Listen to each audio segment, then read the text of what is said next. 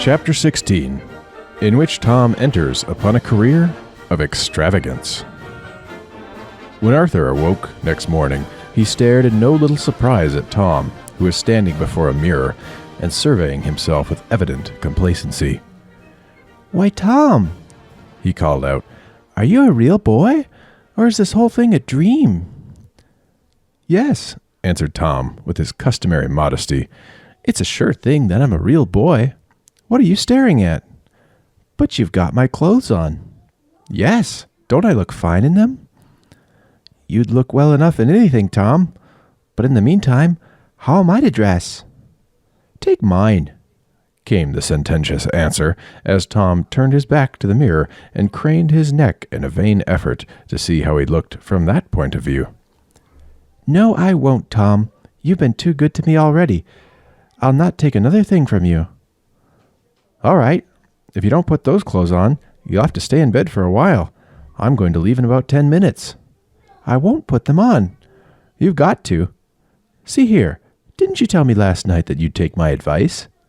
"Yes, but then Never mind the rest. My first advice is to put on these togs of mine. They're a pretty good suit, but I've another suit along with me that's just as good." Tom, as usual, had his way and waxed enthusiastic over his new friend's appearance. "My, Arthur, but you look splendid. You see, you're rather skinny, and your own suit made it plain to everybody. Now you look like a young swell." Indeed, Arthur's appearance had really improved. Even his face had changed for the better. The eyes shone with a joyous twinkle. The lines of misery and distress had softened. The refinement and delicacy of expression were now quite noticeable. 2 months upon the streets. Who would believe it of that gentle boy? Doubtless Arthur's guardian angel could have explained the mystery, and into that explanation would have largely entered the sweet prayers and tender sympathy and elevating influence of a dear little sister's love. Tom did not hear any guardian angel say this, but it came home to him all the same, as he gazed upon Arthur, who was now blushing under his scrutiny. "Arthur," he added aloud, "I want your sister to see you in good form. It will do her more good than all the quinine and paregoric in the world when you walk in on her in the way you are now. We'll get breakfast right away, and then you'll bring me down to the depot so's I can find my way to my uncle's, and we'll shake hands for a while. Then tomorrow you'll come and pay me a visit." "That's a nice plan, Tom, but you must come and see my sister first." "Me?" exclaimed Tom, shocked into the objective case. "Why, it would spoil the whole plan. There'd be no fun at all when she'd seen me rigged out in your clothes. I'll tell her anyhow, even if you don't come, and I'll fetch her around to see you too. It's my turn now to have my way. You've got to come." "But I never talk to girls. I didn't even know how it's done." "Pshaw, that's nothing. You know she's almost a baby." "I don't like babies," said Tom, growing eloquent. "One baby looks just the same as another. Then if you don't say a baby looks just like its pa, its mama gets mad. Then babies don't have anything to do but scream and eat. They've got no hair and no teeth and no sense. The only thing good about a baby is that it doesn't stay that way forever. It grows into something, but it's tiresome waiting. Kate has a head full of hair, a set of teeth, and lots of sense for her age. Now, Tom, I feel really miserable if you don't come." Tom sighed. "She's only 9?" he inquired. "Just 9 a few months ago." "Well, I'll go, Arthur." Then Arthur wrung his hand and beamed so much with joy that Tom became fully reconciled to what he considered the coming ordeal. And an ordeal it promised to be from the very start. For when, an hour later, the two, having finished their breakfast, entered the hospital and were walking along a vast corridor, a little girl with streaming hair and shining eyes came running toward them. "Oh, Arthur!" she cried, dashing straight at Tom, who ducked very cleverly and looked as sheepish as it was possible for him to look, while the girl checked herself and sprang back, blushing, and Arthur shook with suppressed laughter. It's the other fellow, I think," blurted Tom. And the other fellow, with great tact, put an end to the awkwardness of the situation by catching his little sister and saluting her in true brotherly fashion. "And now, Katie," he said archly, "let me introduce you to the boy you are throwing yourself at. He's the best—" "Oh, I say," broke in Tom. "You needn't begin that way. It's bad enough. I'm Tom Playfair, and you're Kate Vane. Howdy do, Kate." And Tom shook hands with some return of his ordinary coolness. "Oh, Mr. Playfair!" "Tom," interpolated the young gentleman in patched attire. "Tom," she went on, accepting the correction, "but I really thought you were my brother, Arthur." "Oh, it's all right now," said Tom. "I'm not used to being taken for a brother. You see, I never had any sisters, and that's why I get so nervous." And then, despite our hero's protests, Arthur insisted upon describing at length the adventures of the preceding night. It was an awkward time for Tom, but as he sat in the neatly appointed room into which Kate had conducted them, he bore it with what meekness he could summon for the occasion.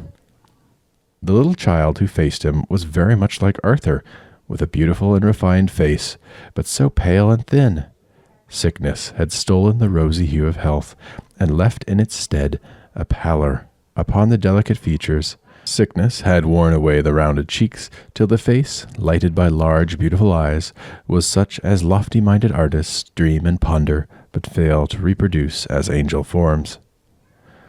"Tom," said Kate, when Arthur had come to an end, "I dreamed last night that St. Joseph was going to help me and brother Arthur." "She carries a statue of him in her pocket," whispered Arthur, "and prays to him often."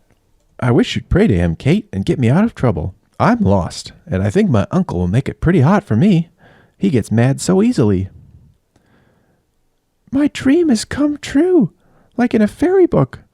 Do you like fairy stories? I do. And, Arthur, you look so well now, and I've got some good news, too." "What?" cried Arthur. "Guess. A situation for me." "Guess again. It's a letter." "From who?" "From a lady in Danesville." "Danesville? That's where our Uncle Archer used to live. You're getting hot, Arthur. What do you think it says? Come on and tell me." While brother and sister were speaking, Tom drew a railroad timetable from his pocket and began running his eye over it. "It says that Uncle Archer is the nicest man, and oh, such lots of things. Here, read it, Arthur." And Kate produced a letter. "Why," exclaimed Arthur, glancing at the superscription, "this is a letter to Sister Alexia." "You didn't guess that. Yes, she wrote it without saying anything to me. And why don't you read it? Listen, Tom, you know our story. Dear Sister Alexia, there is a Mr. Archer in Danesville, a Mr. F.W. Archer." "There now, he isn't in California," exclaimed Kate, her eyes dancing. "He is in comfortable circumstances, and as good as he is wealthy. Everybody esteems him. He is now past middle age, has an excellent wife, but lost his 2 beautiful children, a boy of 3 and another of 5, 2 years ago on a trip to California. His wife is very sweet and very affectionate. They had intended to leave for California to remain there, but the loss of their 2 children brought them back to Danesville. Their residence is 240 Lombard Street." "Why, Kate," finished Arthur, "this is news. It's almost too good to be true. Danesville is in this state, and didn't Mama say that her brother was the best of men?" broke in Kate. "And now we're going to see him soon. Kate, I'll tell you a secret. When Papa was dying, he told me to take you to our uncle in Los Angeles. But after the funeral, we didn't have enough money, and I thought it was awful hard. But now it's best we didn't go. I never told you Papa's order." "Hello," said Tom. "Here we are. Danesville is on the road between here and St. Mary's, 120 miles from Cincinnati." "How many days will it take to get there?" asked Kate eagerly. "Days? You don't expect to go there by streetcar, do you? It won't take more than 6 hours, and there's a train that starts at 11:30 this morning." "Oh, Arthur!" And Kate clasped her hands and looked anxiously at her brother. "The next question," pursued Tom, "is how much you 2 got." "I've 15 cents and a quarter with a hole in it," answered Kate. "And I," said her brother, "have 85 cents. "Well, I happen to be well off just now, and I really didn't know what to do with all my money. Now, little girl, you just go and pack up your clothes and dolls and things like that, and if you don't hurry, you'll miss the train." "Tom," said Arthur, "how will you find your way to your uncle?" Oh, there'll be no trouble about that. Once I get to the depot where I came in, I can easily find my way to the streetcar my uncle took, and I know just where he got off. But Tom, where'll I write to you to tell you how everything turns out? Send your letter to the Burnett house. Afterward, I'll send you my address. In due time, the preparations for departure were completed. Tom took possession of Kate's valise. It was very light. Witnessed an affecting parting scene between the nuns and the little girl, and before the brother and sister could fairly realize what a change had come in their prospects, he had made arrangements for their tickets and seats in the parlor car, and given the colored porter directions concerning the little travelers, which rather astonished that functionary. Kate and Arthur cried on bidding their protector goodbye, and our generous friend experienced a dimness about his eyes himself, as he stood at the passenger entrance and waved his hand farewell. Tom and Arthur were not to meet again for several years, but their friendship defied separation.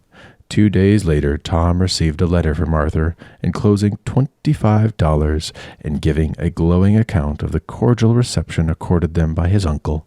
With this letter came a note from Mr. Archer himself, containing such warm expressions of gratitude as made Tom blush at every line. The correspondence thus began continued for years until Tom and Arthur met. Well, that belongs to another story. So it was that our hero left the depot, light of pocket and light of heart. He had but $1 left out of the 25 given him by his father. He took it out and gazed at it. Well, I've had $50 worth of fun, and now I'll go and buy a dinner, and after that I'll go back to Uncle Meadow. And for the rest of my stay here, I'll reckon I'll have to be poor and honest. With a sigh, Tom entered an oyster parlor, and when he came forth, he had 5 cents left for car fare.